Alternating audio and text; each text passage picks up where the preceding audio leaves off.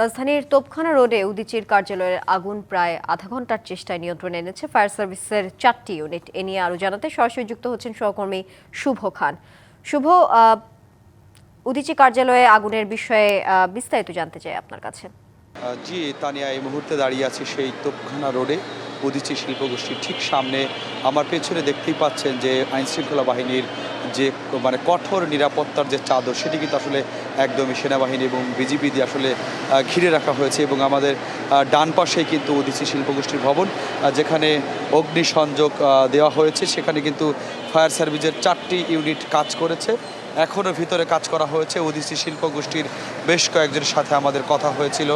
তারা জানিয়েছে যে এই উদীচী শিল্পগোষ্ঠীর মধ্যে তাদের স্বাধীনতার পর থেকে তাদের যত আর্কাইভ ছিল সব আর্কাইভ নষ্ট হয়েছে। এক লাইব্রেরি ছিল, লাইব্রেরি নষ্ট হয়েছে, এবং তাদের যে বাদ্যযন্ত্র সব কিছু কিন্তু নষ্ট হয়েছে।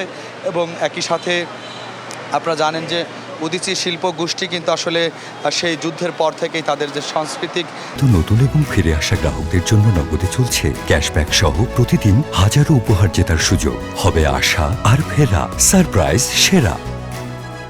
যে সংগ্রাম সেটি তারা চালিয়ে এসেছে, এবং বিভিন্ন দেশের বিভিন্ন ক্লান্তি লগ্নে কিন্তু তাদের যে সংস্কৃতির মাধ্যমে যে সংগ্রামটি সেটি কিন্তু তারা আসলে তুলে ধরেছে। এবং আজকে সেই উদীচী শিল্প গোষ্ঠীর যে কার্যালয়, সেখানেই আসলে অগ্নিসংযোগ, এটি আসলে কোনোভাবেই এই শিল্প গোষ্ঠীর যারা লোক রয়েছে আসলে তারা কোনোভাবেই মেনে নিতে পারছে না। আপনাদেরকে আমরা সরাসরি যুক্ত করার চেষ্টা করছি বর্তমান যিনি উদীচী শিল্প গোষ্ঠীর শিল্পী গোষ্ঠীর যে কেন্দ্রীয় যে ভারপ্রাপ্ত সাধারণ সম্পাদক রয়েছে, এবং তার সাথে আমরা এবং তারা একটি ব্রিফ করতেছে। আমরা সেই সরাসরি ব্রিফে চলে যাচ্ছি।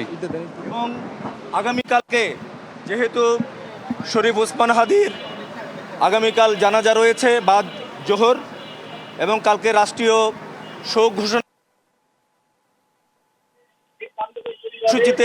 কর্মসূচিতে